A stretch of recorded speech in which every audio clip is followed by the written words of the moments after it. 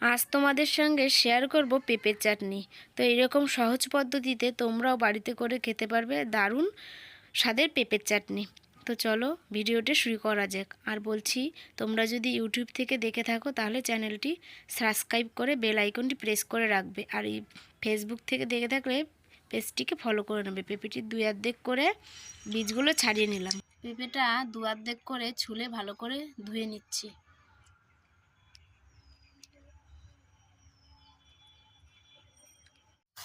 গ্রেটারে পেঁপেটাকে great করে নিচ্ছি।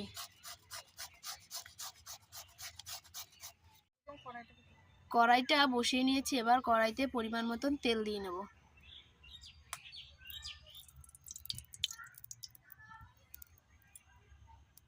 তেলে শুকনো লঙ্কা ফোড়ন দিয়ে রাঁধুনি ফোড়ন দিয়ে দিলাম।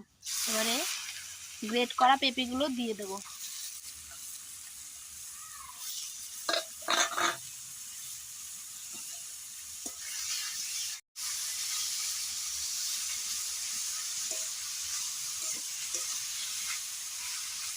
পরিমাণ মতন লবণ দিয়ে নেব।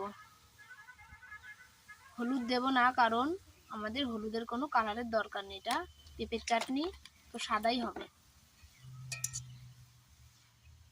জালটা আস্তেই দিতে হবে, না হলে পেঁপেটা পুড়ে গিয়ে লাল হয়ে যাবে।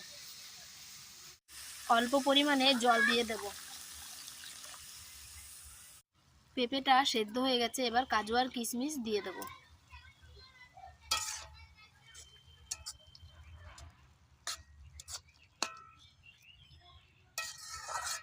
পরিমাণ মতন চিনি দিয়ে দেব।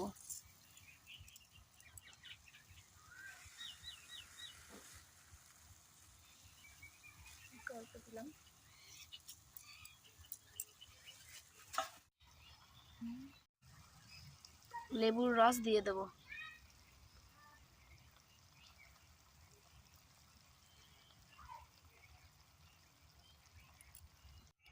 আমাদের পেঁপের চাটনি হয়ে গেছে, আবার নাড়িয়ে ভালো করে নামিয়ে নেব। পেঁপের চাটনি তৈরি হয়ে গেছে। তো দেখো, ভিডিওটি দেখতে দেখতে বন্ধুরা চ্যানেলটি সাবস্ক্রাইব করে দিয়েছে, তো না করে দিলে চ্যানেলটিকে সাবস্ক্রাইব করে দাও, না হলে আমার নতুন ভিডিওগুলো তোমরা দেখবে কী করে। চ্যানেলটিকে সাবস্ক্রাইব করে বেল আইকনটি প্রেস করতে ভুলো না কিন্তু।